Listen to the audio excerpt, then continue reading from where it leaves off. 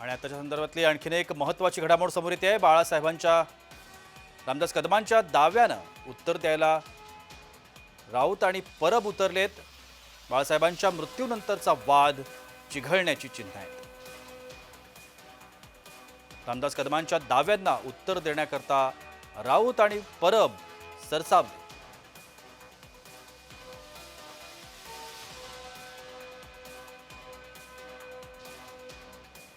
दसरा मेळाव्यादरम्यान रामदास कदमांनी हे भाष्य केलं होतं।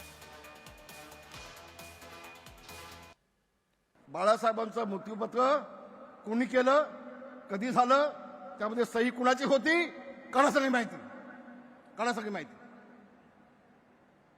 अरे तुम्ही आम्हाला काय शिकवता? शिवसेना आम्ही मोठी केली, शिवसेना मोठी आम्ही केली, जेल आम्ही भोगतायत, तुम्ही आम्हाला संपवताय।